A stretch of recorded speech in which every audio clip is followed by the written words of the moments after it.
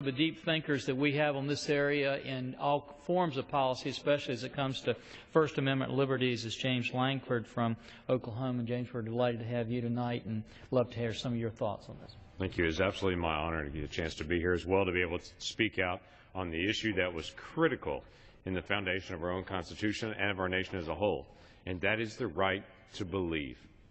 That we in America have this unique thing, the right to believe or the right to not have a belief at all. But if you believe, to also have the right to actually live what you believe. It is this unique American freedom that people around the world sometimes stare at with awe, because they're bound to have a certain set of beliefs to be in that country, but not so with us in America. You can have a belief, not have a belief, but if you have one, you may live your faith. Coptic Christians in Egypt would love to be able to live their faith and not live in fear right now. The Baha'i in Iran would love to be able to live out their faith and not live in fear right now. The Christians in Syria would love to be able to live out their faith and not be able to live in fear. And the multiple religions that try to practice in countries like China and Vietnam and other places that constantly live in fear because of their own faith would love to have that, but not so in America. Whether you be a member of Congress, whether you be an individual in the administration, whether you be any person walking down the streets of America, you have the right to be able to live out your faith, and it's essential for us. And it's a great value that we share, but it is essential that we also continue to protect. And in days like today, it is ironic that we're discussing again this unique value to say, can we still live out our faith as Americans?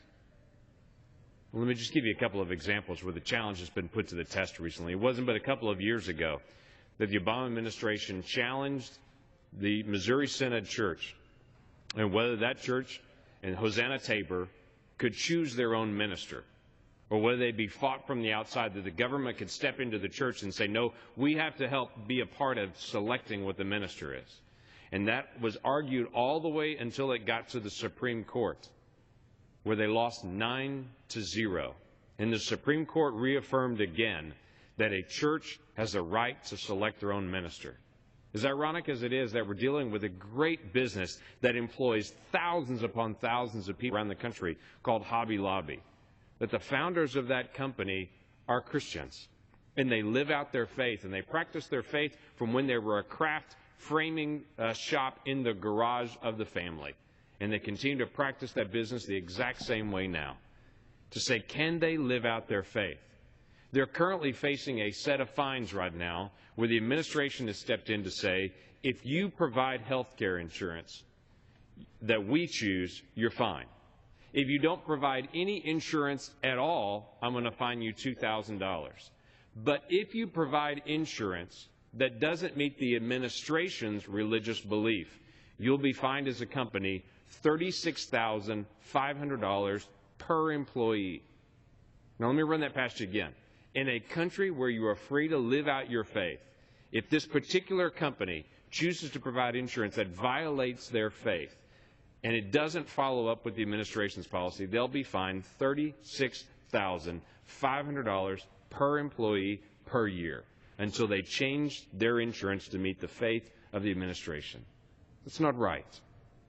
We're a place where we can not only have a belief and a label, but also choose to live out that label. That's important for us as a nation. Two things that I wanted to be able to encourage us as well. One is the students that September the 25th, just a very few days from now, will stand at flagpoles around this nation.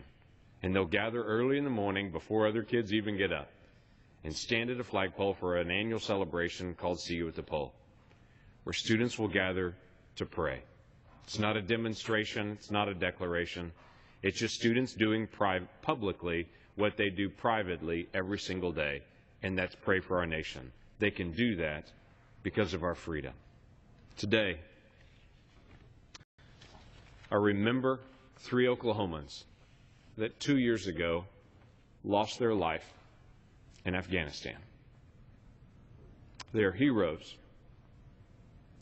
They are individuals that are protecting the freedom of people they had never met and protecting our nation. Jane Horton, one of the widows, not long after her husband Chris was killed, in Afghanistan. Dropped by my office, got a chance to visit with me, and we talked for a long time. And she handed me a tie that her husband had. And I chose to wear it today, 2 years after he was killed, so that we would not forget them who stand for our freedom, and that we will not forget what they have done for us in our nation. With that, I yield back. Thank you, James, and for your great work on this subject, and probably